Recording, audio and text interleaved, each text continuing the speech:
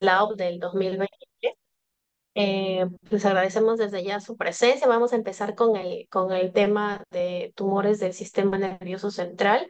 En esta oportunidad le damos la bienvenida a la autora Lorena Baroni, neurooncóloga pediatra del Hospital Garrahan de Argentina, quien nos va a presentar la sesión de gliomas de bajo grado y la necesidad de radioterapia. Y como panelistas tenemos a María Elisa Figueiredo de GRAC Brasil, radiooncóloga, a Daniel Moreira de San Lluc como neurooncólogo pediatra y a Andrea Capelano también como neurooncóloga pediatra de GRAC. Bienvenida, Lorena, gracias. Hola a todos, muchas gracias. Lindo verlos. Intento compartir entonces mi pantalla ahora. Sí, por favor, ya puedes.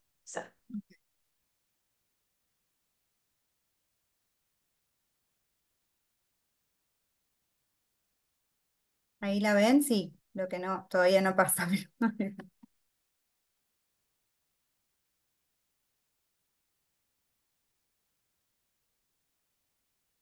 Ahora sí lo vemos. Ahora sí. ¿Sí?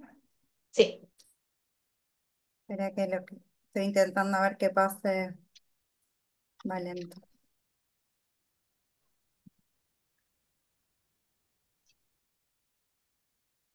Pueden ver, pero no ven qué pasa, ¿no? No. Se ve la No, no presentación. pasa. De repente puedes. Bueno, Ah, ya, ahí está. Ya estamos. ahí enganchó. Bueno, bueno, por ahí en unos minutos mi idea era mostrarles lo que fue la sesión, sin por supuesto poner ninguna opinión personal al respecto, y para eso están el resto de los panelistas, ¿no? La verdad que fue una sesión increíble lo que estuvimos ahí, ¿no? Nos quedamos un poco sorprendidos porque ver la evidencia desde cada punto de vista distinto es algo que uno a veces no ve, ¿no? Ve siempre su perspectiva o la perspectiva del neurooncólogo por ahí cerrado en su cuadradito, y por ahí es me pareció que fue una sesión que típico open mind, que dice ellos, ¿no? Como ver la sensación que tiene cada uno desde la especialidad que ocupa. Entonces, la verdad que fueron cuatro exponentes que eran buenísimos, radioterapeutas, como así también neurooncólogos, también, bueno, como saben, Eri Buffet, si bien es de High Income Country, se dedica mucho a los Low Income Countries, y después la doctora de Morocco, que específicamente se dedica a los países subdesarrollados. Entonces, estas fueron las preguntas que se intentaron desarrollar o resolver en el transcurso de la sesión.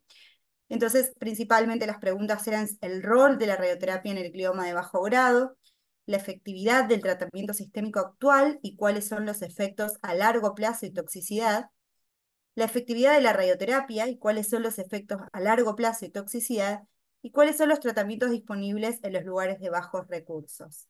Y cada uno de los exponentes ponía su punto de vista, ¿no? Y esto fueron pequeñas imágenes que mostraban, eh, para mostrarles lo que fue la sesión, ¿no? La interacción desde el neurooncólogo de los diferentes países, el radioterapeuta, y cómo intentar ver los beneficios y a corto plazo, a largo plazo, y cuáles son en realidad los efectos adversos de cada una de estas terapias. Entonces, por ahí empezó primero la doctora, que es radioterapeuta, em, empezó exponiendo, ¿no?, la radioterapia en pacientes de gliomas de bajo grado. Entonces, desde su perspectiva, el tratamiento de radioterapia es un tratamiento definitivo para gliomas de bajo grado, ¿no? Y entonces comentaba la sobrevida libre de progresión que tiene utilizando la radioterapia, y hablábamos hasta un 74% de sobrevida libre de progresión en los gliomas de bajo grado. Y la quimioterapia ella exponía, ¿no?, que retrasa el tiempo de progresión, prolonga el tratamiento y agrega toxicidad. Entonces, mostraba ejemplos de publicaciones de reconocidos oncólogos, ¿no?, como Eric Buffet, donde mostraba la mediana de tiempo de progresión de nuestra primera línea o segunda línea de tratamiento con carboplatina vincristina, mostrando la toxicidad que tiene esta quimioterapia para los pacientes de gliomas de bajo grado.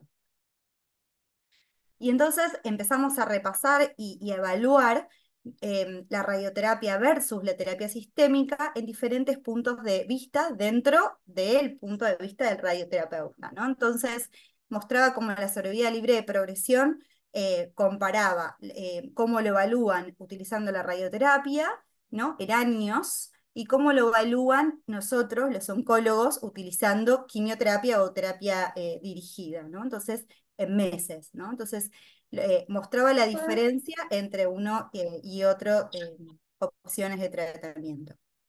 Después nombramos la duración de este tratamiento, ¿no? Entonces evaluamos la radioterapia versus la quimioterapia. Todos sabemos que la quimioterapia es un tratamiento a largo plazo, ¿no? Donde no, en gliomas de bajo grado utilizamos bajas dosis a tiempos prolongados. Entonces ella evaluaba la duración del tratamiento, por supuesto, de una quimioterapia versus radioterapia, y claramente en su perspectiva la opción de radioterapia era más corta, donde tenía un tiempo alrededor de 6 semanas y por supuesto a nivel tiempo es reducción de tiempo en tratamiento, ¿no?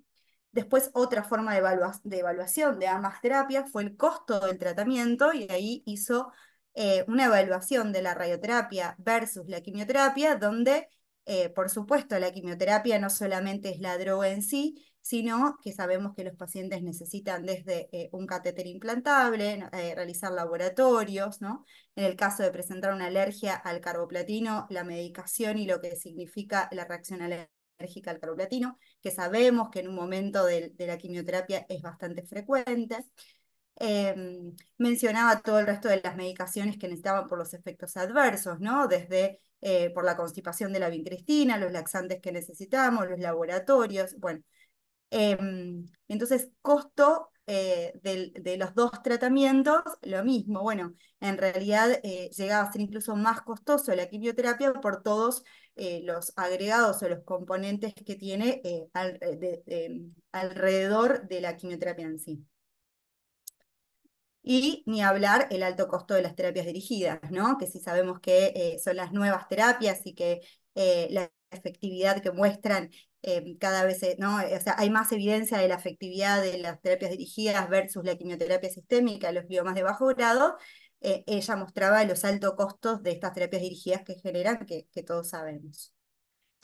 Después evaluamos lo mismo, radioterapia versus quimioterapia sistémica, con la evaluación visual. Entonces, desde el punto de vista del radioterapeuta, la radioterapia precoz estabilizaba o mejora la visión en 83% al 100% de los pacientes con deterioro visual. Mostró resultados como el control visual y tumoral es mejor con una radioterapia temprana, o sea, hablamos de en pacientes que utilizaron en lo que mostraba, por ejemplo, como primera línea, siempre hablando de los mayores de 8 años, depende de la biografía, o depende si es COP o es COG, pero bueno, serían más de 10 años o más de 8 años, pero vean los porcentajes que les estoy mostrando que son altos, ¿no? Y después el dabrafenib y el trametinib, que como sabemos la nueva publicación de Eribuffet del año pasado, donde muestra que mejora la visión en un 34% versus una quimioterapia sistémica que hablamos del 11%, pero estos porcentajes comparado con la evidencia de la radioterapia son mucho menores. Daño neurocognitivo, fuimos viendo cada uno de estos puntos, entonces lo que mostraba son las nuevas terapias, los nuevos tecnología que tenemos, que tienen desde la radioterapia, ¿no? Con campos reducidos, donde ya no se incluye el temporal y el frontal, donde la radioterapia moderna, como sabemos, los protones, permite obtener dosis reducidas en las áreas elocuentes. Em, Mencionaba que la quimioterapia, ojo que algunas también generan daño cognitivo, y ahí podemos discutir un poco porque las quimioterapias que utilizamos en gliomas de bajo grado no es un metrotexato, por supuesto, pero bueno, ella generó también este signo de pregunta que la quimioterapia algún tipo de daño cognitivo genera, y que por ahí también influía, ¿no es cierto?, en el daño neurocognitivo a largo plazo. Y otros factores que también influyen en el deterioro cognitivo que no serían relacionados solamente con la radioterapia, ¿no? Hablamos desde la hidrocefalia inicial, o bueno, la falta de escolaridad durante el tratamiento oncológico, o la falta de, bueno, un montón de otros factores dentro del tratamiento oncológico en sí, que también puede influir en el daño neurocognitivo, y si hablamos de una terapia que es más larga o más tiempo, tiene este deterioro cognitivo también. Y ahora pasando a la segunda exponente, que se dedicó fundamentalmente a exponer la parte de low income country, o sea, los países de bajos o medianos recursos.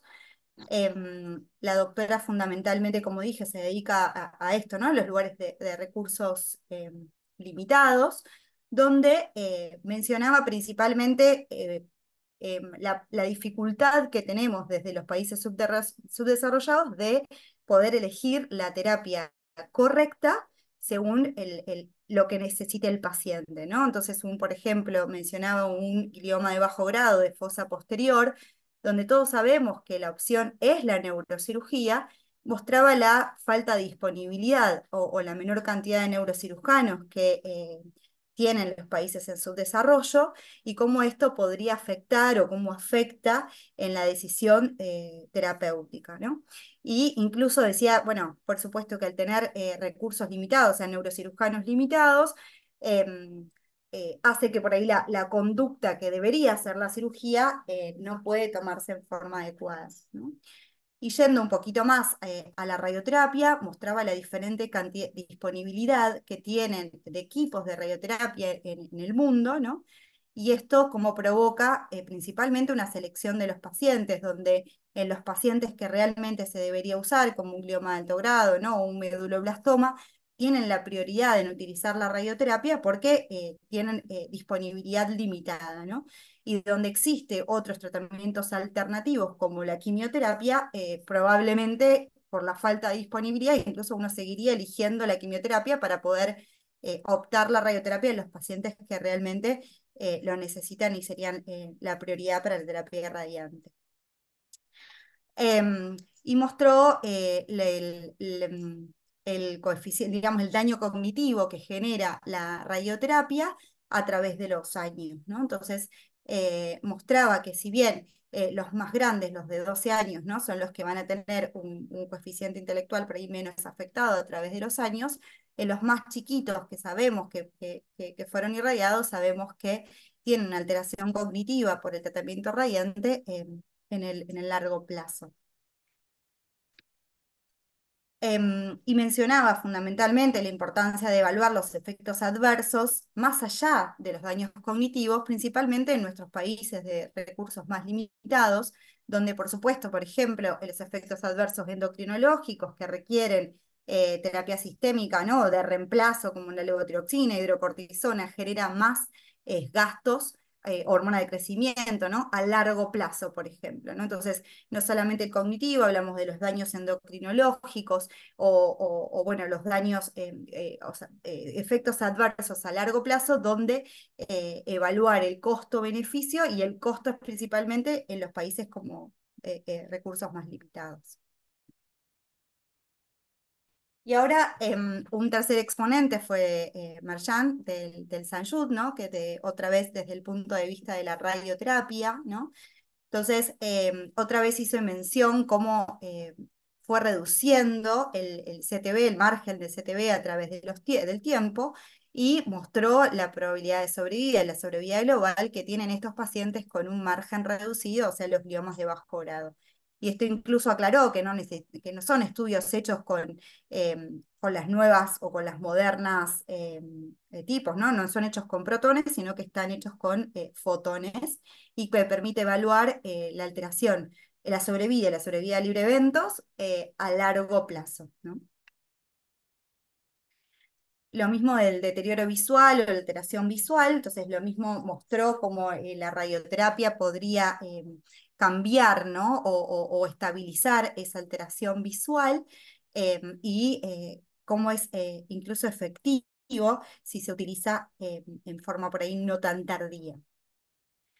Toxicidad neurocognitiva a 10 años, este es un estudio hecho, otra vez aclaró, con fotones, o sea, dejamos la primera parte que eran mayoritariamente protones y se focalizó en fotones, que por ahí está más disponible a nivel mundial, y mostró el daño cognitivo que generan a largo plazo la radioterapia, ¿no? Entonces, específicamente, mostró que hay, a 10 años hay un rango de que cae dentro de la normalidad ese coeficiente intelectual. ¿Está bien? Que si bien por ahí, ahí se muestra claramente en el gráfico, si bien muestra que los niveles van entre 98, 100, 96, todos son dentro del rango normal del coeficiente intelectual a largo plazo, o sea, 10 años de estos pacientes. Incluso cuando sacamos a los pacientes con neurofibromatosis, que ya sabemos que son los que más se van a dañar el estatus cognitivo, mostraba como incluso se ve afectado menos todavía el coeficiente intelectual. Toxicidad, hablamos de vasculopatía y pérdida auditiva, los porcentajes, él mostró y desarrolló los porcentajes, por ejemplo, de vasculopatía a través de los años, a 10 años, y mostró que tiene una tasa de 7,3%, y la alteración auditiva a través de los años a largo plazo. Lo mismo, son porcentajes que él lo que hizo fue intentar mostrar qué porcentaje, que por ahí no era tanto el porcentaje como uno desde neurooncólogo lo tiene en la cabeza, ¿no? Y nuevos métodos sabemos que, bueno, sabemos que hay un montón, sabemos que los protones son nuevos métodos, y también otros métodos de configuración, mostró métodos de configuración activa, donde van adaptando el campo de irradiación a medida de las semanas de radioterapia, ¿no? Entonces, cuando el tumor tiene algún tipo de crecimiento quístico, durante el tratamiento radiante, tienen la posibilidad de ir adaptando ese campo de radioterapia para poder irradiar el tejido elocuente lo menos posible, o tejido, bueno, sano lo menos posible, ¿no? Y según su punto de vista, mostraba por qué no demorar la radioterapia. Bueno, porque la quimioterapia sistémica tiene impacto en la sobrevida libre de progresión post-radioterapia, por la pérdida visual que les contaba que podía llegar a estabilizar, incluso mejorar el tratamiento radiante, el acúmulo de las complicaciones. Él hacía referencia a que en la mayoría de estos gliomas de bajo grado, cuando llegan al tratamiento radiante, en realidad han utilizado múltiples esquemas quimioterápicos previos, entonces ya llegan con un acúmulo o con un daño previo a la radioterapia, que por ahí él mostraba que quizás se podía mejorar o evitar con una radioterapia algo precoz. Em, bueno, el aumento del tamaño tumoral, otra referencia que decía era cuando, claro, cuando llega el tratamiento radiante son pacientes donde el tumor ya está muy grande, donde progresó o fue refractario a diferentes líneas de tratamiento, entonces, bueno, el tamaño y el campo tumoral generalmente suelen ser más grandes. Y volví a mencionar que los nuevos métodos reducen estas complicaciones neurocognitivas, vasculopatía, todo lo que charlamos, y que por eso la radioterapia podría ser una herramienta fuerte a poder utilizar en los gliomas de bajo grado. Em, entonces, lo mismo, mostraba la sobrevida, que la probabilidad de sobrevida que tienen los pacientes a largo plazo con gliomas de bajo grado utilizando radioterapia. Y la alteración visual, cómo uno puede estabilizar o mejorar esa alteración visual con el uso precoz de la radioterapia. En cambio, cuando se lo usaba en forma de salvataje o en forma tardía, las probabilidades de poder mejorar o estabilidad de la visión eran mucho menores. Y después mostró cuáles fueron las terapias, o sea, en realidad el estándar clínico, ¿no? Que muestra SIOP o que está publicado por SIOP, entonces, cuándo utilizar radioterapia. Entonces, de primera línea, cuando tiene un mínimo crecimiento que puede llegar a traer una alta morbilidad en el paciente, y aquellos tumores con baja morbilidad neurocognitiva por la radioterapia, ¿no? Entonces, los pacientes más grandes, mayores de 8 años o de 10 años, depende si es COG o SIOP, podría ser utilizado como primera línea. Después hacía referencia a enfermedad diseminada, que había sido refractario a quimioterapia, y por supuesto que no debe indicarse en los pacientes con NF1 por el riesgo de vasculopatía y daño neurocognitivo. Como conclusión de lo que él explicó, podemos decir que, o lo que dijo fue que puede ser el único tratamiento, la radioterapia, aunque esto no significa que sea el primero, y eso lo entiende, ¿no? Y que está de acuerdo en evitarlo en los niños pequeños, pero por ahí no esperar demasiado para evitar las complicaciones que les fui comentando. Y como último exponente tenemos al doctor Eric Buffet desde la parte de neurooncología, ¿no? Entonces él va a exponer por qué no la radioterapia, ¿no? Sabemos que Eric siempre fue, ¿no? abocado a los gliomas de bajo grado, tratamientos con quimioterapia sistémica o terapias dirigidas, ¿no? Y evitando siempre la radioterapia. Entonces, comienza la discusión pensando dos preguntas que por ahí estas son las que quiero recalcar y las que uno les quedó bien, los que nos quedó en la cabeza, ¿no? ¿Cuánto tiempo va a vivir un paciente con un glioma de bajo grado? Y cuán bien va a vivir ese paciente con un glioma de bajo grado, ¿no? Entonces, a la hora de elegir la terapéutica o la estrategia adecuada, sería por ahí estas dos preguntas la que él se haría en cada paciente. Y ahí otra vez exponer cuáles son los efectos adversos de la quimioterapia versus la radioterapia, ¿no? Entonces sabemos que la radioterapia trae vasculopatía, y esto, ojo, porque no es solo a 10 años, ¿no? Es a 15, es a 20, entonces los resultados por ahí mostrados eran a 10 años.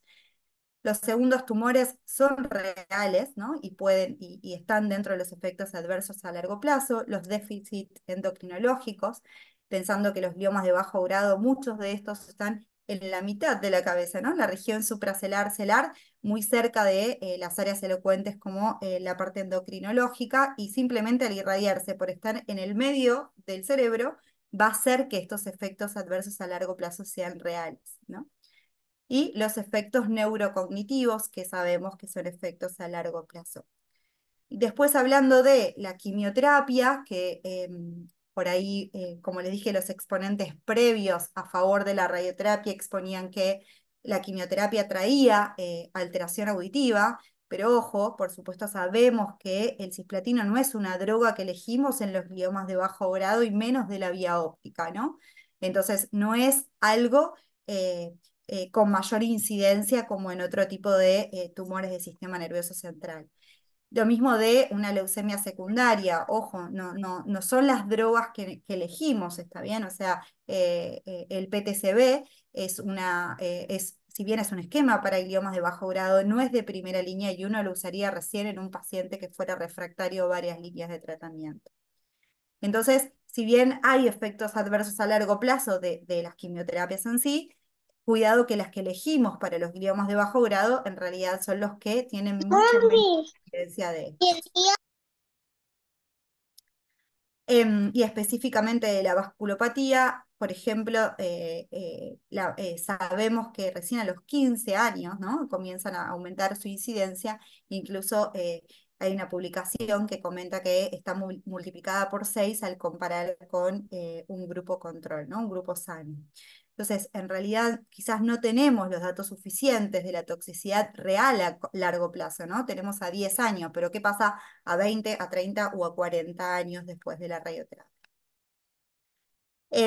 Mencionó este paper que habla de la estratificación de los gliomas de bajo grado y el tratamiento con radioterapia, que si lo leen es muy interesante. En el estudio multivarianza encuentra dos factores principales que lo que va a hacer, que altera, ¿no? Esta sobrevida global o la sobrevida libre de progresión, que es la edad, em, perdón, que es el tamaño, disculpen, que es el tamaño y la radioterapia tardía. Pero lo que hace este paper es estratificarlos a estos pacientes en alto riesgo y en riesgo estándar. Y en realidad a los que la sobrevida es menor con una radioterapia tardía, lo que contaba Eric en realidad es que nosotros estamos haciendo bien nuestro trabajo porque son los pacientes de alto riesgo, muy seleccionados, ¿no? Los que van a llegar a la radioterapia. Entonces, esos son los que no van a tener la sobrevida o que tienen un impacto en la sobrevida con la radioterapia, ¿no? Porque son pacientes muy seleccionados, donde son refractarios al tratamiento, donde por la ubicación y alteraciones moleculares son de alto riesgo y por eso llegan a la radioterapia y por eso está alterada la sobrevida global de estos pacientes. Y ahí comenzamos a hablar un poco más de biología molecular de los gliomas de bajo grado. Entonces sabemos que no son todos iguales y sabemos que tenemos jugadores, ¿no? Tenemos los de buen pronóstico o los más buenos, y tenemos por supuesto que los malos, ¿no? Los bad players o los malos jugadores, donde son los que por ahí son más difíciles para todos y donde la sobrevida va a estar alterada. Entonces, al comparar, como sabemos este paper es de Álvaro Lazareta, que lo hizo con Eri Buffet, al comparar el BRAF fusionado con el B600, sabemos que la sobrevida libre de progresión y la sobrevida global de los pacientes con B600 es muy inferior comparado al fusión. Y sabemos incluso que la respuesta a a una quimioterapia es distinta, ¿no? Fusión sabemos que responden mucho mejor y sabemos que después de la pubertad llegan a un momento donde se comienza a frenar el crecimiento tumoral, no así en los que tienen la mutación del B600C. Mencionó su publicación reciente, en donde lo que hace es comparar, mostrar los resultados de la utilización del dabrafenib con trametinib, que son dos terapias dirigidas. Esta publicación del año pasado, donde sabemos que la terapia combinada mostró una alta respuesta parcial de los tumores de bajo grado, al compararlos con las quimioterapias convencionales de primera y de segunda línea que usamos habitualmente. Entonces, podemos ver que la sobrevida, la respuesta y la sobrevida de estos pacientes se ve muy mejorada con la utilización de la combinación de ambas terapias dirigidas en comparación con una quimioterapia estándar que utilizamos habitualmente. Entonces, como por ahí para cerrar la parte de fue pensamos siempre en biología a la hora de poder predecir la respuesta al tratamiento, la elección del tratamiento incluso y la evolución que va a tener el chico. Entonces, pensamos que si tiene una fusión del BRAF, probablemente este paciente no sea un candidato y no vaya a recibir radioterapia, no es el apropiado porque estos tumores, como dije, se detienen en la pubertad, responden a la quimioterapia, como vieron, tiene una sobrevida libre de progresión y sobrevida global mucho mejor que la mutación del B600C. Sabemos que los pacientes con NF1 no van a ser candidatos para radioterapia, en estos pacientes no es apropiado pensar en radioterapia. Y quizás los que quizás en algún momento requieren terapia radiante pueden ser los que tienen un pronóstico más reservado o peor, que sabemos que son los que tienen la mutación del B600C o la mutación del FGFR1, donde incluso la sobrevida libre de progresión con la radioterapia habla de un 40%, ¿sí? O sea, muy inferior a las sobrevidas que mostraron anteriormente los radioterapeutas, donde incluían todos los tipos de gliomas de bajo grado sin importar la alteración molecular. Entonces, ya para terminar, la terapia dirigida, de nuevo, no todo niño mayor de 10 años, bueno, o de 8 años, depende si usamos CIOP o COG, es apropiado para terapia radiante. Otra vez, la importancia de la biología molecular y la existencia de las terapias dirigidas. Y no todo niño con glioma de bajo grado va a ser apropiado para una terapia radiante, ¿no? Lo que dije anteriormente, siempre pensar en biología molecular y cuáles quizás podría llegar a ser una alternativa para utilizar en algún momento de su vida. Bueno, y ahora ya para terminar, algunas fotos de lo lindo que fue este congreso y solamente mencionarles y mostrarles el congreso del año que viene que los esperamos a todos, por supuesto. Muchas gracias, Lorena, por el buen resumen que nos has hecho. No sé si de repente Daniel nos quiere hacer algún comentario. Sí, seguro. Fue una súper buena discusión en el Congreso y Lorena nos dio un súper repaso. Creo que lo lindo de los gliomas de bajo grado es que si uno le pregunta a 10 personas, recibe 10 respuestas, ¿sí? En los gliomas de bajo grado hay una disparidad enorme de opiniones y creo que ese es donde entra un poco el entender nuestros sesgos o los sesgos de la literatura también. Uno, desde el punto de vista de especialidades, obviamente en la sesión fue de un lado los oncólogos y el otro los terapeutas.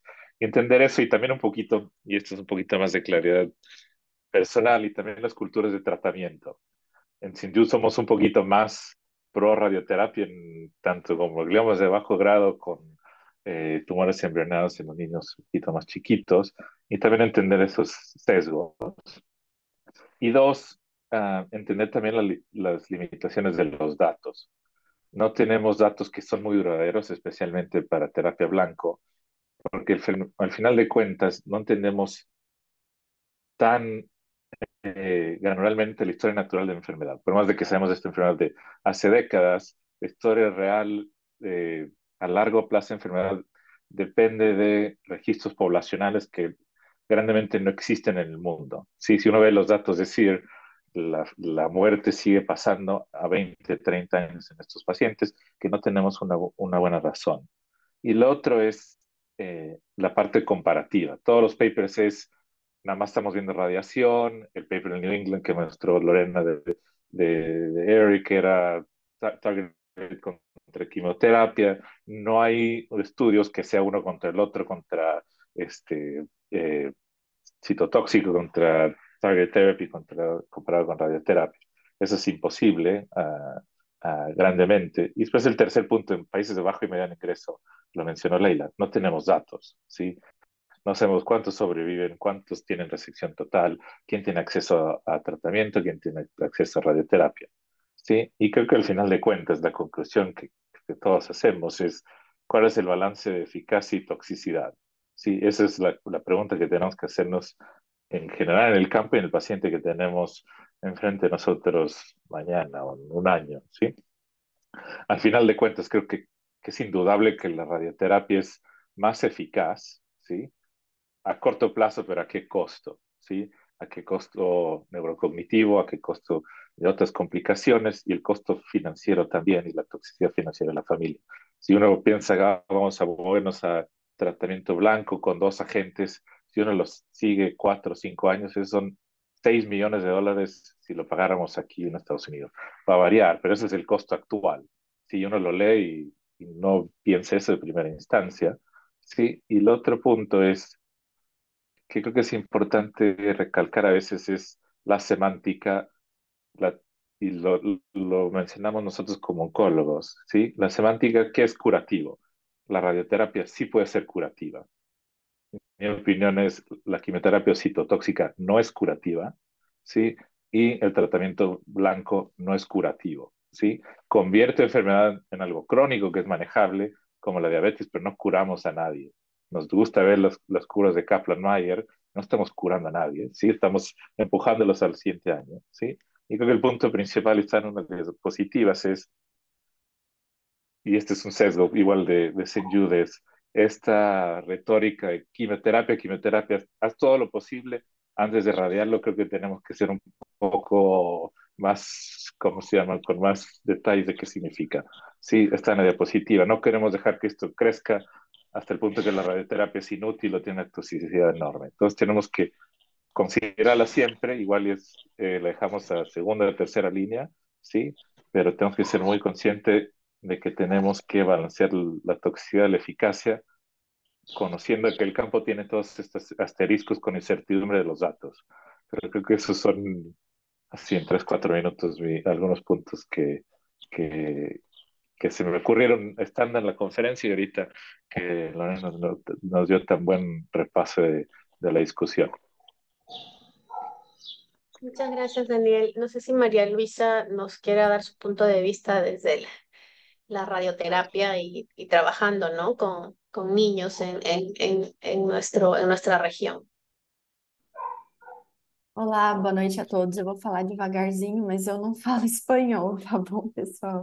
No te É, preocupes. nossa, eu acho que foi um simpósio muito interessante, foi acalorado, né?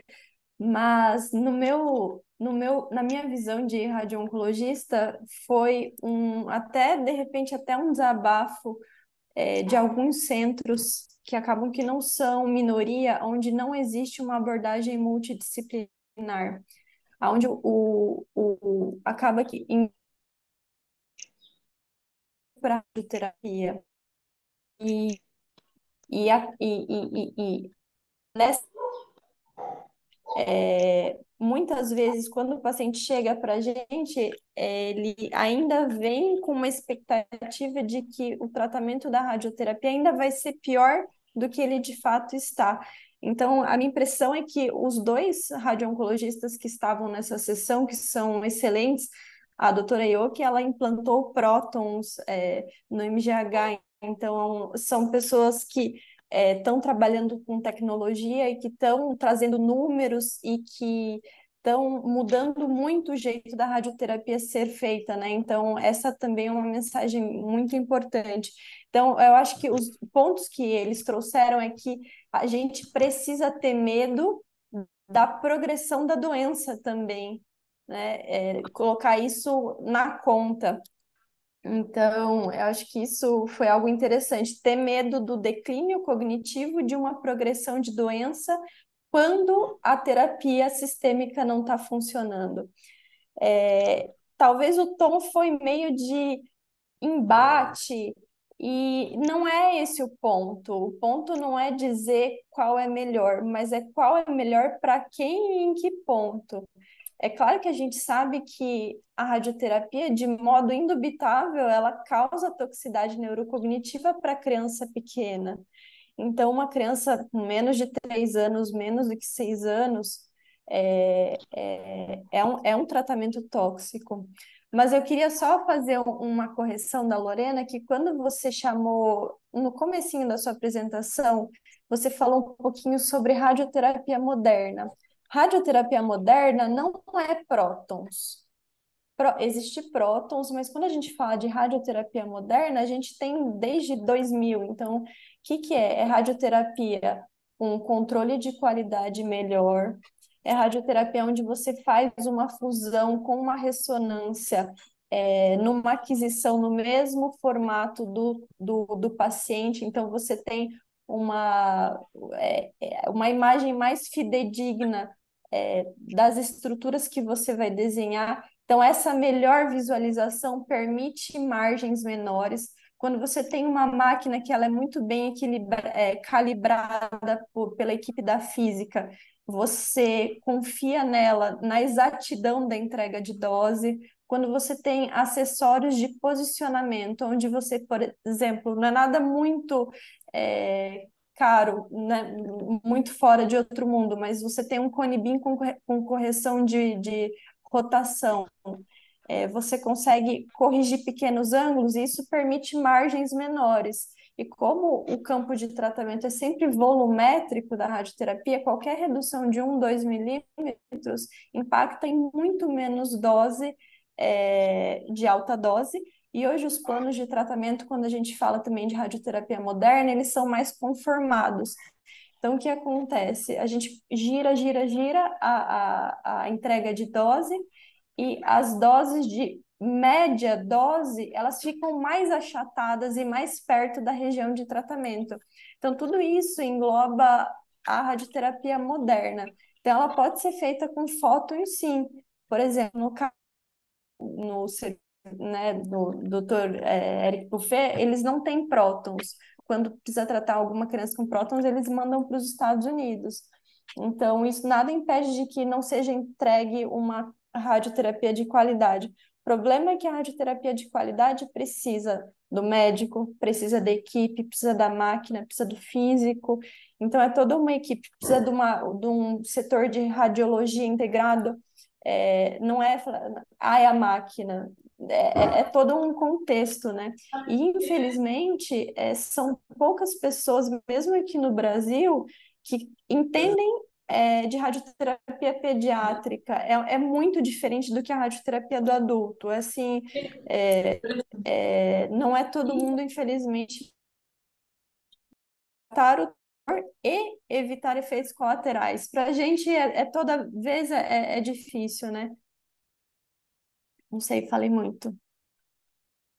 Muchas gracias, María Luisa. No sé si Andrea quiere dar una idea final para poder pasar a la siguiente sesión.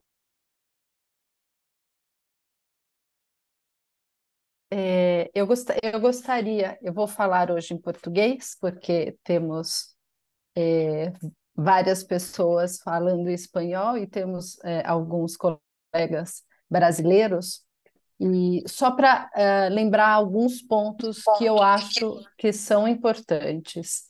Então, os efeitos tardios da radioterapia que o Eric Buffet eh, falou tanto, e eu sou completamente de acordo com tudo que ele falou, é muito importante lembrar, sejam prótons, seja fótons, seja moderna ou não, nós vamos ter o declínio cognitivo, problemas hormonais, pode-se ter vasculopatia, segunda neoplasia, e isso é muito importante lembrar.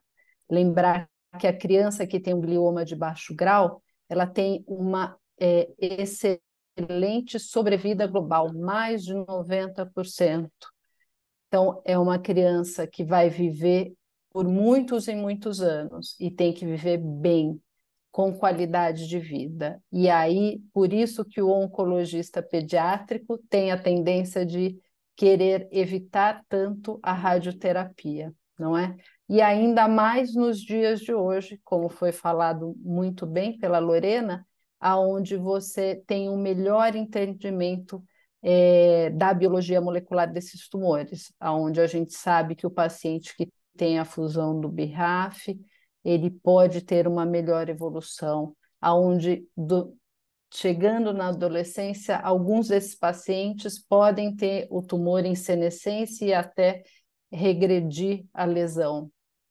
Então, é um grupo seleto de pacientes, os pacientes de pior evolução, os da mutação do BRAF, os pacientes que têm CDKN2A, ou eventualmente os que têm a stone, que vão evoluir, devem ser tratados, inclusive, diferente. Lembrar também que a gente pode, com a radioterapia, estar dando um novo HIT. Então, será que esse paciente, pela radioterapia, vai evoluir no futuro com um glioma de alto grau? Isso é uma interrogação.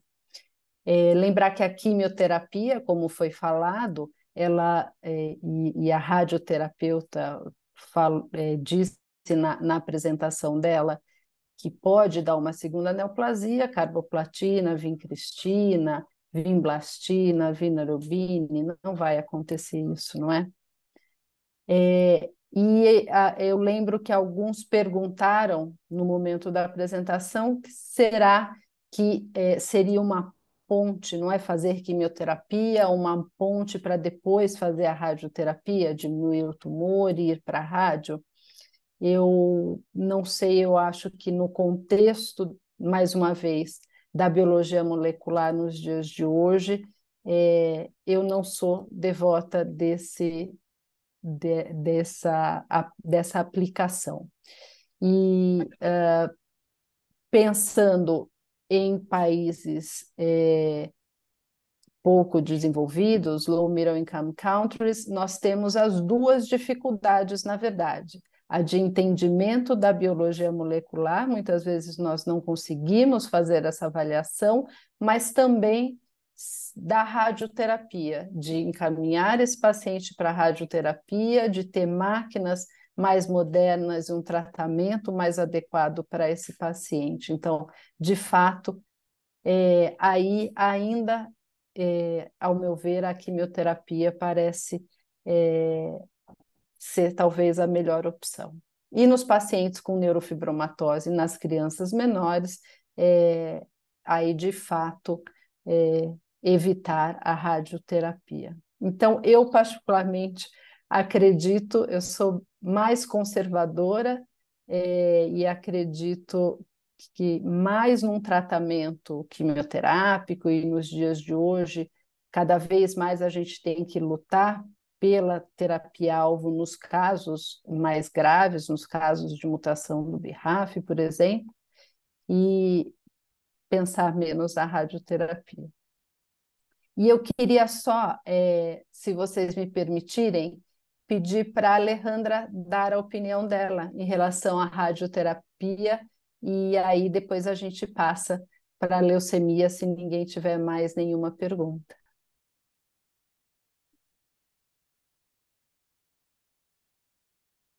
María Alejandra, ¿quer comentar algo? No, estoy muy de acuerdo con lo que se planteó. Fue una sesión en verdad apasionante. Yo me creía Gryffindor, de repente era uno, de repente era otro.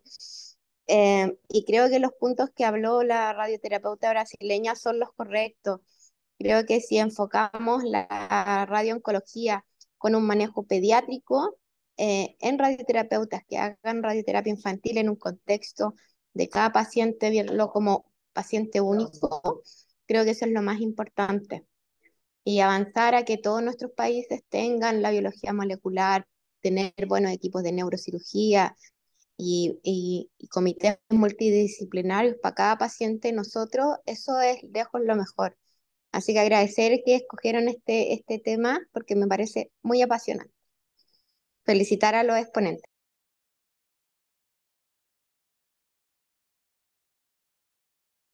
Bueno, muchas gracias a todos en verdad por su participación, a Lorena por el excelente resumen y por los comentarios que hemos recibido de nuestro panel de expertos también. Y vamos a dar pase a la siguiente sesión, que también es importante para nosotros, en el bloque de leucemias con Daniel. Olá, buenas tardes, muito obrigado por el excelente panel de gliomas de bajo grado, que siempre ha sido una discusión para todos. Digo, cuando es totalmente resecado, creo que no hay ningún problema, no tenemos dudas, pero hay pacientes que luego nos hacen pensar cuál es la mejor opción. Para seguir con la siguiente parte, que vamos a hablar sobre leucemias, agradezco la participación a Gaby Villanueva, todos lo conocemos, oncóloga pediatra, hemato-oncóloga pediatra del Servicio de Oncología Pediátrica del Hospital de Clínicas José de San Martín en Argentina. Muchas gracias, Gaby, que nos hará un recuento de lo que se presentó en las nuevas opciones de terapéuticas en terapia de células T. Y agradecemos también a la doctora Marisa Felice del Hospital de Pediatría del profesor doctor Juan Garrahan de Argentina también, para que nos dé la opinión de lo que se vio en esta sesión en Ottawa. Muchas gracias por estar aquí y gracias a todos por conectarse.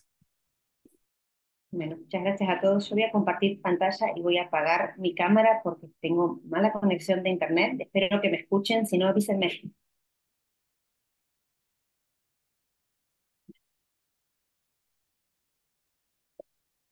¿Puedo compartir? Ya se ve, Gaby. ¿Sí? ¿Se ve compartida? Ah, bueno. Perfecto. Perfecto. Cualquier cosa chiflen porque mi internet está portándose mal hoy. Lo que yo les voy a presentar hoy es una de las sesiones de SIOP, que son las nuevas terapias, opciones terapéuticas para pacientes con leucemia linfoblástica aguda tipo T. El orador, el presentador, esto fue solamente uno solo, es el doctor David Teacher, que es del Hospital de Filadelfia, de CHOP, y él hizo una presentación extensa y en bastante detalle, abarcando muchos temas que voy a tratar de consolidar lo mejor posible, pero no fue mucho en detalle en cada una de las cosas, pero fue más como mostrar en general cuáles son todas las opciones y la relevancia de cada una de ellas. Y empezó su presentación hablando un poco de las mejorías en el tratamiento de las leucemias linfoblásticas de novo, digamos, la primera línea de tratamiento, que históricamente las leucemias tipo T tenían peor pronóstico, pero ahora con los nuevos datos de las últimas décadas de tratamiento se ve que la sobrevida global a 5 años es similar, tanto en las leucemias B, en las cuales es uno de los tumores más celebrados en sí por la buena respuesta, como también las leucemias de células T. Y se pueden ver con sobrevidas ya ahora cercanos o superiores al 90%. Ahora, el desafío de las leucemias tipo T está en los pacientes que recaen. Es como un tipo de cáncer en el cual hay una sola bala en el revólver y después sobrevivir a una recaída ya es mucho más difícil. Y esto se puede ver en estas curvas, que son las sobrevidas 5 años después de la recaída, en las cuales compara el año 2008 con datos actuales y se ve que no se pudo mover mucho el péndulo a favor de, digamos, de la sobrevida de esta enfermedad, y muchos de los esfuerzos que se están haciendo ahora es poder llevar terapias nuevas y más tarde terapias, digamos, sumen menos toxicidad, pero que puedan ser más eficaces a primeras líneas de tratamiento, porque es ahí donde se ve que en esa primera instancia de tratamiento es cuando se logra la mayor sobrevida.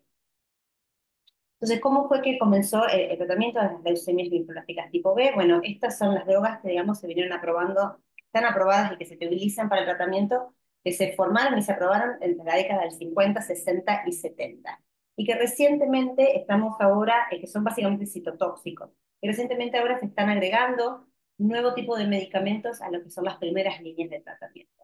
Y describió brevemente dos protocolos del COG, del COG, en el cual el primero que describió fue el AALL0434, en el cual aquí pusieron una doble randomización, en la cual se introdujeron dos terapias nobles o dos tipos de approach distintos a la primera línea. Uno fue comparar pacientes con leucemias tipo T que recibieran metotrexato en la modalidad de Capisi, o como dosis altas de metotrexato, y introdujeron el medicamento, el arabine, también en esta población. Y lo que se puede ver es que los pacientes con leucemias tipo T, el Capisi, metotrexato, mejoró la sobrevida libre de eventos como la sobrevida global.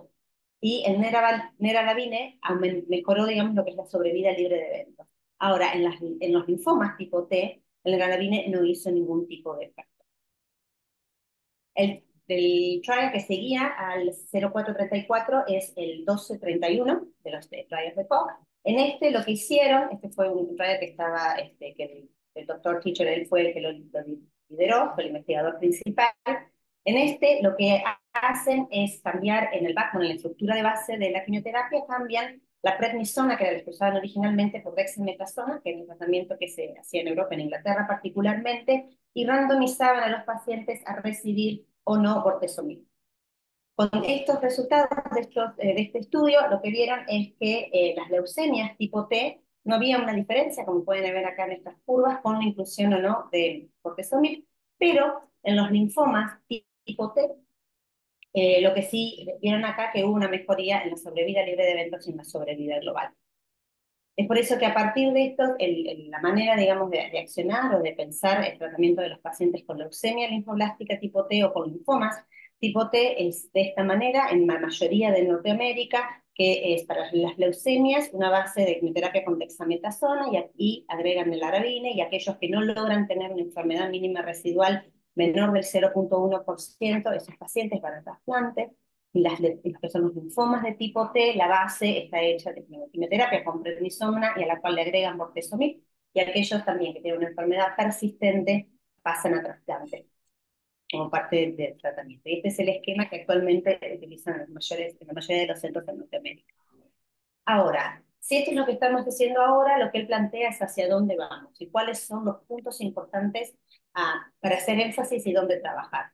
Él va a hablar, que les voy a mostrar en las próximas filminas, de mejorar la estratificación de los riesgos de esta población para poder identificar dentro de todo el grupo de pacientes con linfoma o leucemia de tipo T cuáles son los que tienen un mayor o menor riesgo y qué herramientas dentro de la biología y la genética se pueden utilizar para esto. Y utilizando esto como base, cuáles son las nuevas terapias targets y cuáles son las inmunoterapias que se pueden incorporar a las líneas de tratamiento que se utilizan actualmente. Y después explica entender las disparidades en los distintos sistemas de salud, en los distintos países que llevan a desventajas, digamos, a nivel poblacional para poder implementar todas estas terapias. Empezando un poco con lo que son los riesgos de la capacidad de poder justificar a los pacientes con leucemia T. Lo que él habla acá es de un estudio colaborativo en conjunto que se hizo en distintos centros de Estados Unidos, donde analizaron más de 1.300 pacientes con leucemia tipo T, los pacientes del protocolo que les mostré antes, el 0434, y acá ellos obtuvieron ADN de esos pacientes del tejido somático del tumor y ADN germinal, y hicieron secuenciación de todo el genoma, secuenciación del exoma y secuenciación del ARN del tejido somático del tumor, y un genoma completo del ADN germinal. Y vieron de esta manera, generaron este gráfico que ven acá a la izquierda. Esto se llama un mapa UMAP, en donde cada uno de los puntitos que están acá es un paciente distinto, y lo que lograron con esto fue agrupar en distintos grupos donde están, digamos, identificar los distintos características o los drivers genéticos en cada uno de estos subgrupos de pacientes. O sea que identificaron cómo puede ser una distribución genética de cuáles son las mutaciones que son las que llevan a la formación de la leucemia tipo T. Siguiendo, digamos, con el análisis de estos datos, lo que ellos notaron es que ver todas las distintas mutaciones, distintas alteraciones del ADN, que son los drivers, los que llevan a la mutación, y lo que vieron de estos es que la gran mayoría son mutuamente excluyentes. O sea, no es que tienen varias de cada uno, pero estos drivers que pusieron clasificar, no es que tienen todos los pacientes, sino que tienen uno u otro. Lo que, siguiendo con este análisis de todos estos, de este estudio, notaron que el 60% de estos drivers son no codificantes y tienen alteraciones intragenéticas. Esto, en cierta manera, al tener esta presentación de las alteraciones a nivel germinal de estos blastos, explica en cierta manera por qué fue mucho más difícil, o es más difícil poder generar marcadores moleculares o, digamos, genéticos como para poder asignar un riesgo, y por qué hay tanta diferencia en la clasificación por riesgo dentro de lo que se pudo hacer con las leucemias linfoblásticas tipo B con las leucemias linfoblásticas tipo T. Y muestra acá, como la conclusión de este estudio que ellos hicieron, que el landscape, o sea, la totalidad, digamos, de todos los tipos de mutaciones que se pudieron encontrar al estudiar y analizar todos estos pacientes, permite mejorar el entendimiento biológico de esta enfermedad y en base a esto poder concretar o accionar otros estudios y otros modos, otras herramientas para la estratificación. ¿Cómo es que usan estos datos? ¿Para qué los hacen? Bueno, toman todos estos datos desde la genética y generan modelos para la estratificación. Este es un estudio en el cual lo que utilizaron fueron los datos tanto del exoma completo como de la secuenciación del ARN de los pacientes y los juntaron en el estudio de multivarianza con los datos clínicos y otras variables de imágenes y clínicas de los pacientes. Y pudieron estratificarlos dentro de los pacientes con coma tipo T o leucemias tipo T en 4 grupos de riesgo, en base, digamos, a la clínica y a estas alteraciones genéticas.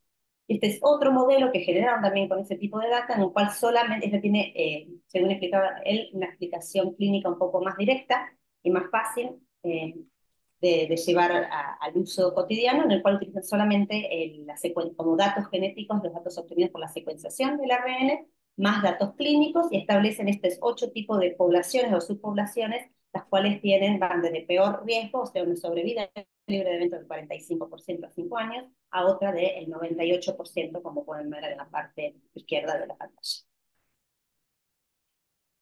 Y acá muestra otros tipos de estudios. Él lo que básicamente expresa en la primera parte de su presentación son las distintas herramientas dentro de la genómica que se pueden utilizar para poder establecer y entender un poco más la biología de las leucemias y linfomas tipo T y cómo eso se aplica de manera translacional para tratar de traerlo de vuelta a la clínica.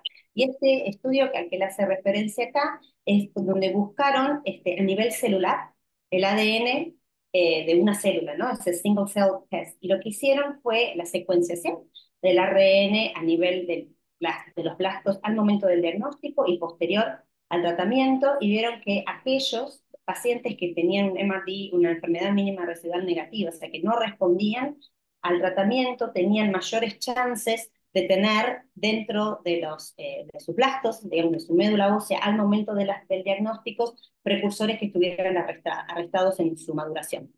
Y esta firma, digamos, dentro de la genética, que sacaron de estos estudios a nivel celular, la llevaron después a compararla con los datos que tenían de genética que habían recuperado de los protocolos del 0434 y del 1121. Y vieron que sí, que se aplicaba, digamos, a los datos de genética, de genética que ya tenían. O sea que estos estudios que hicieron con otra técnica, buscando alteraciones genéticas a nivel celular, pudieron después corroborarlo a nivel, digamos, poblacional, por decirlo de una manera, con los datos que ellos tenían de los datos genéticos que ellos ya habían elaborado en los estudios anteriores. Y esto explicaba que no solamente es el grupo B el que está haciendo estos estudios, sino que estos estudios genómicos para poder asignar un riesgo, sino que hay muchos distintos grupos en el mundo que siguen haciendo y buscando distintas estrategias y posibilidades, digamos, de estudios de genómica para poder identificarlo, y este es el resultado de un grupo francés, en el cual también, por estudios de genética a la población que ellos tratan, pudieron establecer distintos grupos dentro de la población de pacientes con leucemia. Ahora, tenemos todos estos datos que podemos sacar desde la genética que nos permite subclasificar o intentar subclasificar a los pacientes por riesgo. Pero es en este contexto cómo utilizar esa información para el desarrollo de drogas y cómo incorporarlos cuando existen desventajas, digamos, dentro de la población y desigualdades para poder tener acceso a distintos medicamentos. Lo que él expresaba es que es difícil poder llevar drogas nuevas, digamos, de estudios de fase 1 y fase 2, a hacer drogas, digamos, en fase 3 o de primera línea, y aunque se pueda mostrar en estudios de fases tempranas que tienen buena eficacia y que responden bien, como por ejemplo con el Medelavine, son muy caros. Entonces, en la mayor parte del mundo no hay posibilidad de poder implementar este tipo de terapias. Muestra acá un estudio para hablar un poco de las disparidades, no solamente a nivel entre países, pero sino a nivel población, entre poblaciones o entre razas y etnicidades. Este es un estudio que hizo Samit Gupta, en el cual evaluaron los datos en sobrevida de los pacientes según cómo ellos se autopercibían en términos de etnicidad y raza. O sea, si ellos esto está hecho en la población de Estados Unidos, o sea que su clasificación de etnicidad y raza es distinta en otras partes del mundo, pero esto comparaba a los pacientes con leucemia B y leucemias tipo T, si se autopercibían hispanos o morenos o negros o asiáticos o si se autopercibían de una otra raza. Y lo que vieron acá es que en los pacientes con las leucemias tipo B, los resultados, digamos, la posibilidad de sobrevida era más baja para los pacientes que se autopercibían como negros o morenos o hispanos, y en los pacientes con leucemias tipo T no había diferencia en la percepción, digamos, de su etnicidad o de su raza. Ahora, este tipo de estudios, como el anterior, basan, digamos, la información en datos subjetivos, o sea, cómo se identifica el paciente. Pero otros estudios lo que hacen es llevan a otro nivel este tipo de preguntas y hacen estudios de ancestría. O sea, lo que utilizan son ADN germinal y evalúan los SNP, digamos, las alteraciones en los nucleótidos de las bases, de cada una de las bases, y ven qué ancestría, digamos, tiene cada uno de los pacientes, si tiene una ancestría más europea o africana, o indígenas nativos americanos o asiáticos, y comparan en vez de la clasificación de autopercepción, etnicidad y raza de los pacientes, sino datos puntuales de su ADN que los agrupa según a distintos grupos ancestrales. Y lo que vio acá en eso es, para la sorpresa, es que los pacientes con leucemias linfoblásticas tipo T, aquellos pacientes que tenían una ancestría americana indígena, tenían mejores resultados, lo cual fue una sorpresa en sus hallazgos, ya que no es, a nivel genético, mostraba algo distinto de cuando hacían estos estudios, que muchas veces con simplemente una clasificación más bien sociológica. Ahora, ¿cuál es el uso de este tipo de tecnología para entender, digamos, la importancia de la ancestría en el tratamiento o en la designación de un riesgo para los pacientes? Lo que muestra acá es cómo integraron los datos de ancestría con datos de genética del ADN somático de cada uno de los pacientes, o sea, el germinal con el somático. Y lo que vieron acá es, por ejemplo, analizaron el grupo de pacientes que tenían alteraciones en la vía de Notch y compararon los pacientes, y ven acá en la primera curva, son los pacientes que tienen una ascendencia europea, en el medio son aquellos que tienen una ascendencia indígena-americana, o sea, indígena, podemos decirlo, y el último gráfico son los pacientes que tienen una ascendencia africana. Y lo que vieron es que en el primer gráfico, los pacientes que tienen ascendencia europea, los pacientes que tienen una alteración en la vía de Notch, tienen una mejor sobrevida libre de eventos, pueden ver acá, de un 86.3 contra 74.3, en los pacientes que tienen una ascendencia, una ancestría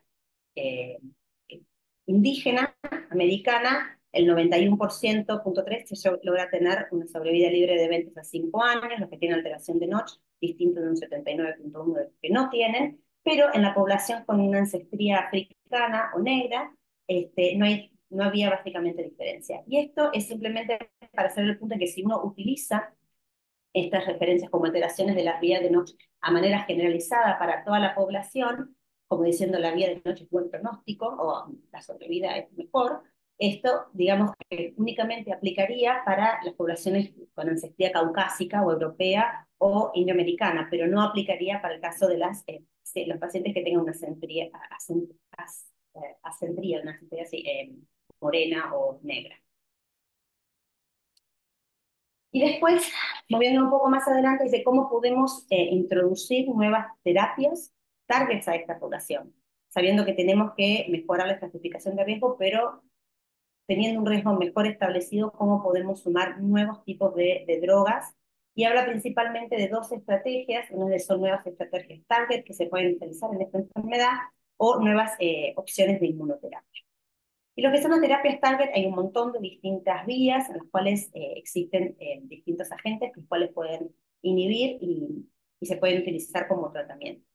Puntualmente habla de los inhibidores de la vía de JAK-STAT, como el ruxolitinib. Estos son medicamentos que se utilizan más que nada para un tipo particular de leucemia tipo T, que es la Early T-Cell Precursor, o ETP, que básicamente es un subtipo, aproximadamente el 12% de los pacientes con leucemia T son de este subtipo en particular, y es un precursor más temprano, digamos, dentro del desarrollo de la serie de los linfocitos T. Este medicamento está el ruxolitinib, se utiliza en distintos protocolos, se está utilizando actualmente, y sirve para desregular la vía JAK-STAT y provee mejores, digamos, resultados en los pacientes con este subtipo particular de leucemia.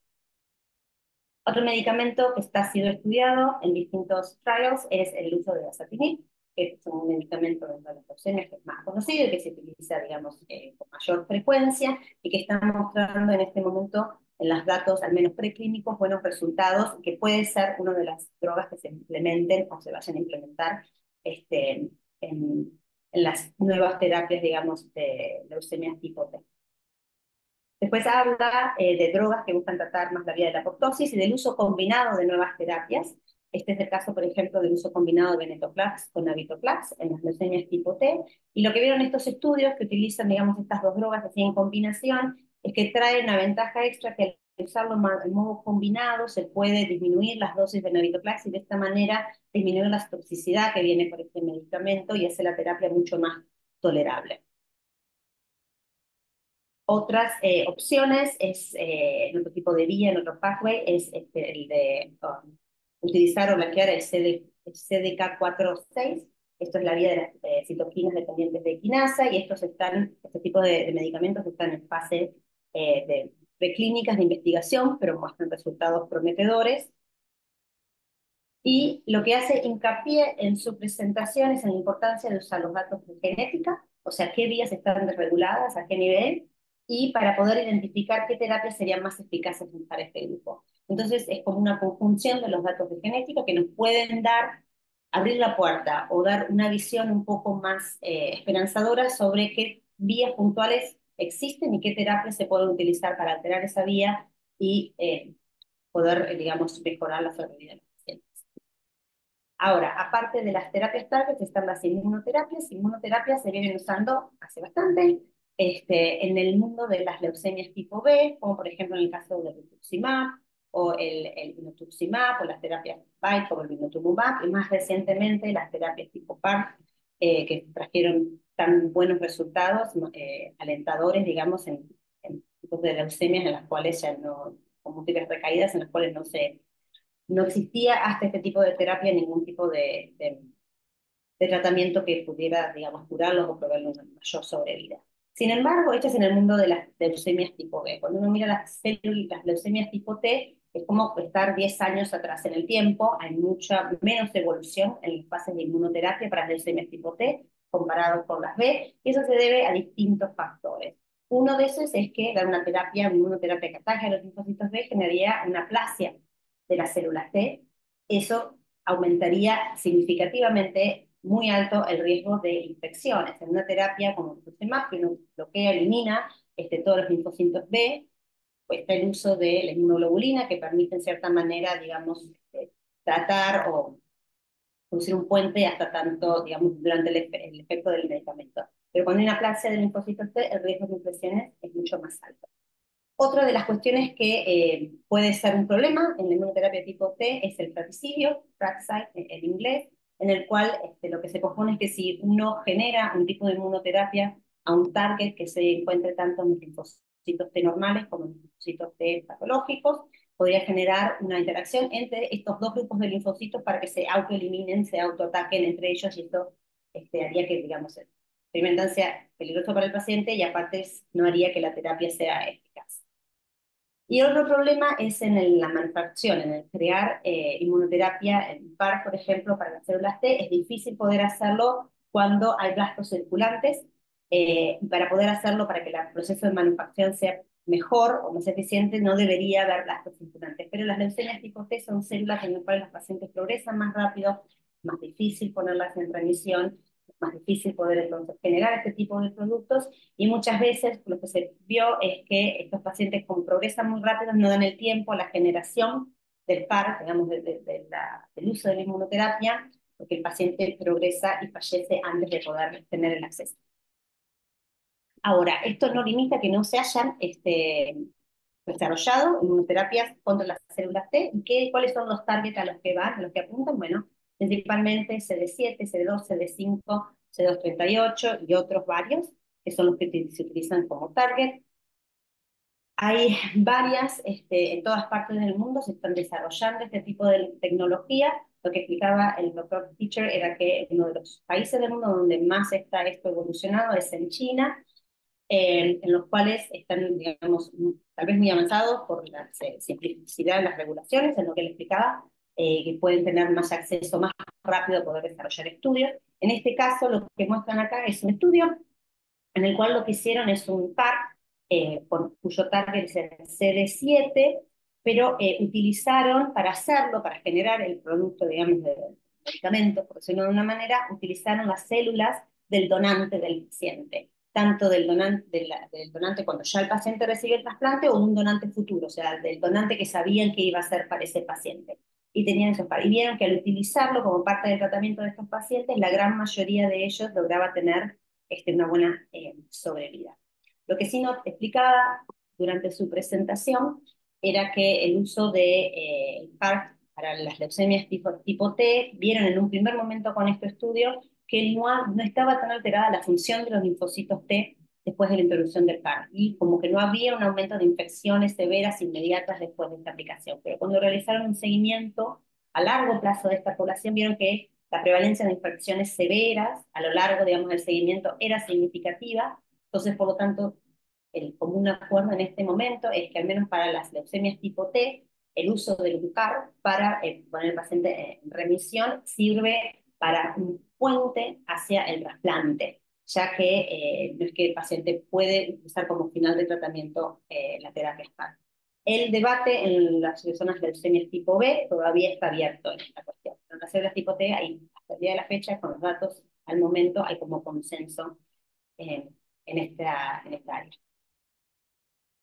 Y después lo que viene acá en la presentación es el doctor Chicho mostrando distintos tipos de CAR que se están desarrollando en el mundo, que están en proceso de pasar de fases preclínicas a clínicas. Este es uno que recientemente se editó en el New England Journal, también que utilizan CAR con target es el CD7, que hay otro que le está desarrollando dentro de su institución, que utiliza diferentes targets para generar el CAR. Y este es otro tipo de CAR que acá también utilizan distintos tipos de target para poder generarlo, y que tienen buena respuesta a lo que se ve en los estudios preclínicos. Y lo que están haciendo ahora con este CAR que desarrollaron, que tienen múltiples, digamos, targets dentro del CAR, es que están realizando un estudio fase 1 y 2 ahí en CHOP, en donde lo que proponen para hacer es una escalación de la dosis a medida que se van, digamos, como administrando el medicamento. Pero este es un estudio fase 1-2 que está por abrirse. Y después se habló un poco del daratumumab, que es un anticuerpo monoclonal anti-CD38, que estaba en parte de los estudios preclínicos, que es lo que muestra acá. Tuvo muy buena respuesta en los pacientes que los recibieron, y que en base a estos estudios preclínicos con el daratumumab, con este anti-CD38, hicieron estos estudios en los cuales trataron a los pacientes que habían recaído con la terapia de T-cell, y vieron que después de un ciclo de este medicamento, los pacientes que tenían una respuesta general, el ORR, que incluye, digamos, pacientes con una respuesta completa, una buena respuesta al tratamiento, el 58.3% lograban tener esto después de un tratamiento. Pero lo más esperanzador es que después de 2 tratamientos con daratumumab, subió hasta más de un 80%. Esto fue distinto de lo que remarcaba el uso de este medicamento con otras enfermedades, en el cual si después de la primera dosis no hay una buena respuesta, no hay manera de que con una segunda dosis el paciente entre en una remisión completa. Pero lo que vieron acá con este medicamento es que con una segunda dosis, en menos 2 ciclos, muchos de los pacientes lograban tener una respuesta completa. Entonces, de base a estos estudios, los nuevos protocolos que se van a presentar como parte de COC, que sería el AALL 2331, que es una colaboración internacional que están haciendo entre, perdón, ¿qué quiero correr esto? Entre pues, CHOP y creo que es en Inglaterra, lo que van a hacer es llevar, lo que van a hacer, disculpen, es introducir el daratumumab a las líneas de tratamiento de las leucemias linfoblásticas T y los linfomas T. Y los van a agregar acá como este es el esquema que les mostré al principio, digamos, el esquema general de las leucemias y de los linfomas, y los que hacen es agregar una rama nueva en la cual introducen el daratumumab en estas dos enfermedades. Y después mostró que están en proceso también de generar un CAR con anti-CD38, que fue muy efectivo, y que en base a esto se abrió otro estudio en el cual está abierto en este momento para leucemias mieloblásticas y mieloma múltiple, pero van a introducir una nueva rama en este protocolo en el cual van a sumar pacientes pediátricos y pacientes con linfomas y leucemias tipo T. En resumidas cuentas, terminó diciendo que hay mucho más, porque creo que si siguen normando todos los avances en inmunoterapia de las leucemias y los linfomas T de los últimos años, ahí claramente es un área que está muy caliente, por decirlo, mucho desarrollo y con muchas iniciativas, los cuales abre la opción de tener distintas terapéuticas, distintas herramientas terapéuticas que se pueden utilizar para esta población. Y ahora, tiempo de preguntas. Muchas gracias, Gaby. Excelente presentación y resumen de todo lo que se vio allá. Agradecemos ahora a la doctora Marisa Felice como representante del grupo BFM, coordinadora a nivel regional, que nos dé una opinión sobre lo que se habló allá en Ottawa. Bueno, gracias por la invitación y gracias Gaby por la detallada presentación. Yo en realidad no estuve en Ottawa, así que lo único que estoy escuchando es lo que está contando Gaby, así que muchas gracias por el entusiasmo y por la presentación. En realidad, las leucemias T, yo creo que lo más importante para tener presente es que acordémonos que no son más del 13% de las leucemias linfoblásticas agudas pediátricas. Este es el primer punto. Esto ya hace que uno sepa que dentro de la población de las leucemias, siempre para tener un alto grado de evidencia, va a ser necesario reunir una cantidad de pacientes tratados homogéneamente con un mismo estudio. Esto es difícil. Los chinos lo pueden hacer porque tienen mucha población, el COG lo puede hacer porque recluta muchos pacientes también, pero a esto hay que sumarle otra dificultad más. Gaby recién nombró y mostró el landscape que han hecho de genética en Estados Unidos. El BFM, el IBFN en realidad, está en este momento haciendo un estudio muy similar del cual estamos participando, reuniendo todo un grupo de tratamiento de leucemias T. Las leucemias T periódicamente aparecen entre las preocupaciones, pero yo creo que tenemos que los hemato-oncólogos de Latinoamérica ser muy conscientes de que todo este tipo de estrategias, primero, hace fácil 15 años que la mayor parte de los pathways que contó Gaby están descritos. Y sin embargo, hasta el día de hoy, todavía no se ha logrado encontrar ninguna terapia que homologue, por ejemplo, los inhibidores de tirosina quinasa como la leucemia Filadelfia positiva. Digo, claramente el tener solo un 15% de las leucemias, 13, 15 de las leucemias que sean T, y encima con una heterogeneidad tan grande, hace que sea muy difícil encontrar una terapia target que permita mejorar los resultados. Creo que este es el punto más importante. Entonces, cuando uno ve esto, me parece que lo que tenemos que tener en claro es lo que al principio de la charla Gaby contó que dijo el doctor Teacher, que es, tenemos que prevenir las recaídas, porque es claro que la leucemia T que recae difícilmente puede ser rescatada en nuestro medio.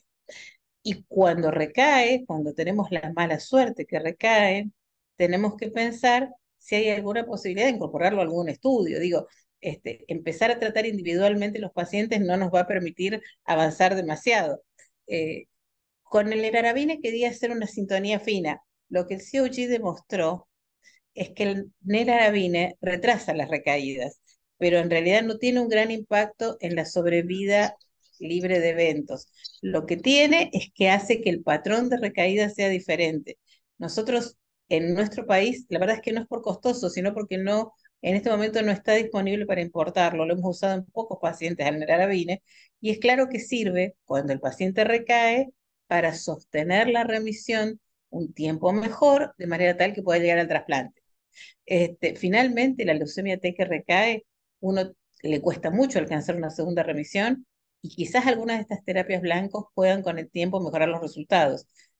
Pero yo creo que lo que nosotros tenemos que tener en claro, y creo que este es el concepto para mí más importante, es que la genética sola no alcanza. De hecho, si vos ves, la presentación siempre termina unificando o en realidad correlacionando, esta es la palabra correcta, genética con respuesta al tratamiento medido por enfermedad mínima residual.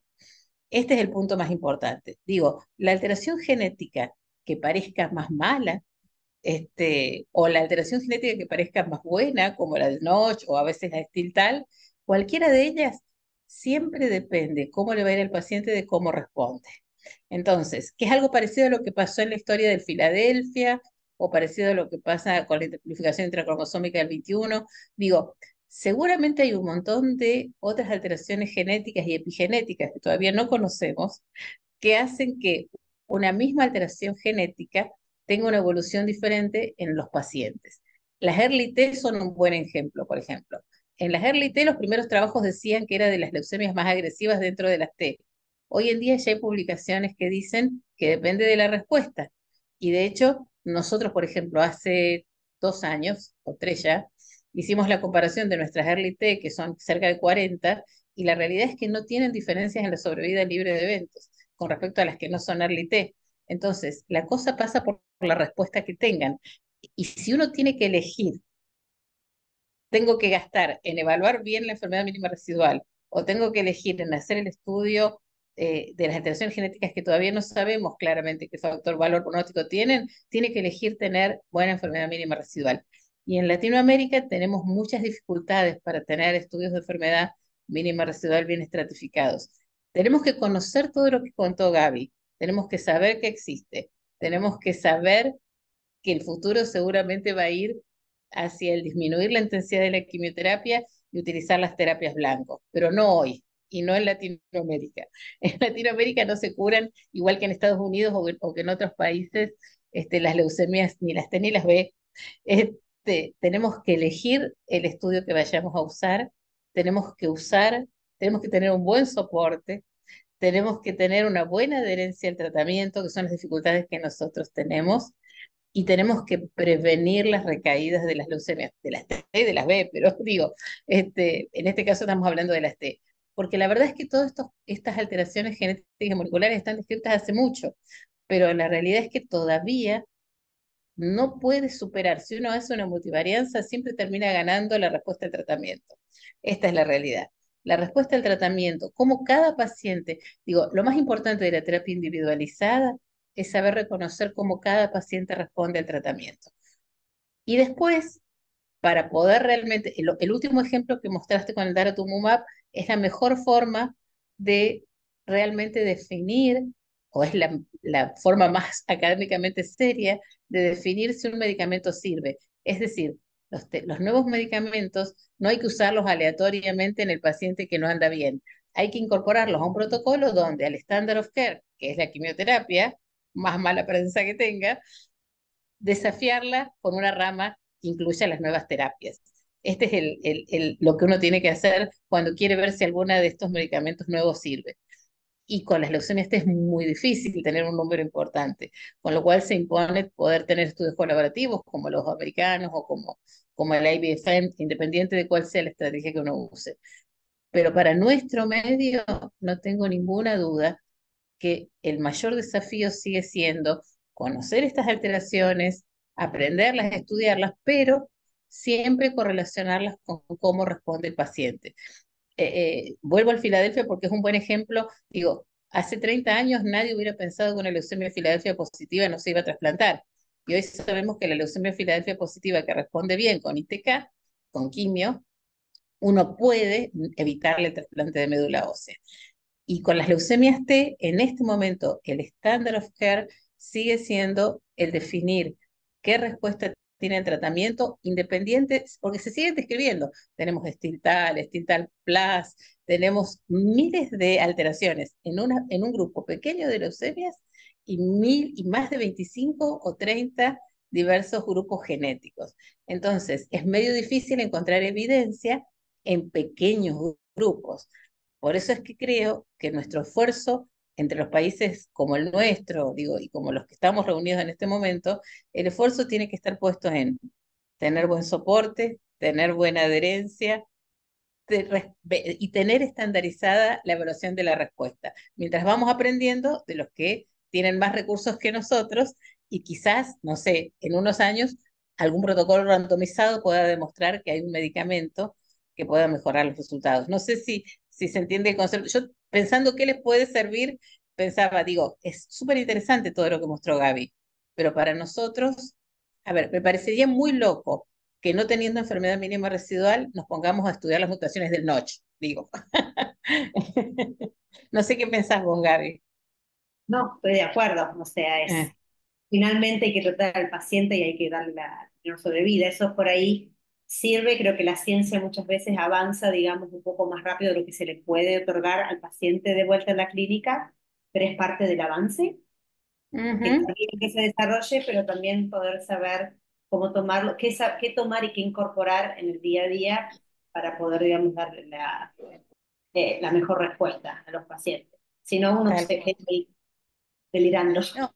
Y después también tener un espíritu crítico de los trabajos y evaluar qué grado de evidencia tienen, porque Total. en realidad no hay muchos trabajos randomizados, los de COG obviamente, pero no hay demasiado trabajo randomizado con un grupo tan pequeño, con una población, una subpoblación de leucemias tan pequeña. Digo, las Early T han hecho todo un camino y la realidad es que hoy en día muy pocos estudios siguen diciendo que si es ITP hay que tratarla como alto riesgo. La mayor parte, a ver, sí es cierto que muchos de estos chicos responden más lentamente al tratamiento, pero entonces eso es lo que nos lleva a tratarlas como de alto riesgo. Este es el punto de las leucemias T. Yo recién me fijaba en el ALIC 2009, que el año pasado en mayo la doctora Campbell presentó los resultados en Journal of Clinical Oncology. De casi 6.000 y pico de pacientes, 680 y pico son leucemias T. Y de hecho, 315 por la enfermedad mínima residual tuvieron que ser tratados como LLA de alto riesgo, dentro del esquema de alto riesgo. En filosofía BFM estoy hablando. Y entonces es claro que la respuesta al tratamiento es lo que muchas veces termina mandando cuando, digo, aunque uno tenga una alteración que parece de excelente pronóstico, hay cosas que han perdido valor. Digo, yo creo que ya nadie le da mucha bolilla al recuento de blancos, pero claramente la respuesta al tratamiento sigue siendo eh, lo que realmente te marca una terapia individualizada. Este paciente responde así y por eso tengo que tratarlo con esta intensidad de tratamiento. Me parece que ese es el punto, al menos para nuestros medios, con recursos más limitados, ¿no? Teniendo que conocer todo lo que vos contaste, tenemos que No, conocerlo no, y no, sí, estudiarlo. sí. Sí, sí, Pero, sí. Muy pero extenso. La presentación fue extensa, fue, mm, digamos, muy abarcativa, pero difícil de sí, sí, sí. No, incorporar. no, pero aparte es un buen pantallazo, es un buen pantallazo. No, oh, Pero todos los pathways que él describió, yo me acordaba que en un BFM que fue, o un simposio de leucemia, ahora no me acuerdo, que fue hace 13 años en Glasgow, los mismos estaban descritos. O sea, no hemos avanzado en encontrar nuevas mutaciones como puede ser el IAM en la amplificación intracromosómica del 21 o el Ícaros en linfoblásticas B. En las T no se ha avanzado demasiado en la descripción. Los ordenamos mejor con el landscape, con esto, con el otro. Pero en el fondo todavía es difícil encontrar realmente un subtipo que vos digas, a este lo trato menos. Y para tratarlo menos hay que desafiar todavía en forma aleatorizada, en el contexto de un protocolo, esta alteración, nueva droga con esto. Ojalá esto lo podamos hacer algún día. Todavía creo que tenemos que ser cautelosos, estratificar bien y tener mínima residual. Me parece que ese sigue siendo, si solo nos fijamos hay muy pocas alteraciones genéticas que per se sean las que mandan, como por ejemplo el TCF3-HLF. Nadie duda que un TCF3-HLF hay que tratarlo como alto riesgo, dentro de las B, obviamente estoy hablando. Pero en este caso de las T, es muy difícil todavía que sea una alteración genética la que nos diga, tengo clara evidencia de que esta alteración genética la tengo que tratar como alto riesgo. Digo, esto como concepto general, más allá de que tenemos que conocer todo lo que contaste, sin duda. No sé si alguien quiere hacer otro comentario, porque me dejaron sola. El otro, eran tres los otros discutidores. La gente se va muriendo. Ya de 55 bajamos a 37. Mm. No hay ningún otro comentario. Les agradezco muchísimo, Gaby. Excelente presentación. Doctora Marisa, excelente comentario. La verdad es que sus comentarios siempre nos ayudan a todo, a dar el punto de vista desde Latinoamérica, todo lo que se ve y que llega desde otros lados, que a veces es un bombardeo de información, y aterrizarlo como usted lo hace, la verdad es que siempre ha sido un gusto. Muchas gracias por su participación. Dejo la palabra a Andrea para despedir este webinar y el año también. Bien, gracias, Daniel. Gracias a todos. Quiero agradecer a todos que están acá en este nuestro último webinar de SLAOP de 2023, por estarmos cada vez más unidos en SLAOP. Eso es muy, muy lindo. Les deseo a todos un feliz Navidad y que 2024 tengamos un hermoso trabajo juntos siempre, para mejorar cada vez más nuestra sociedad y también para que podamos tratar mejor nuestros niños con cáncer. Es un gran placer tenerlos todos siempre juntos con nosotros. Gracias, queridos. Gracias a ustedes. Hasta el año que viene. Felices fiestas. Felices fiestas. Podemos Vamos. sacar una foto antes, ¿no? Si pueden prender sus cámaras para tomar una última foto, sería increíble. Me tengo que acomodar los pelos. Haberlo dicho antes, La íbamos a la última peluquería. del año.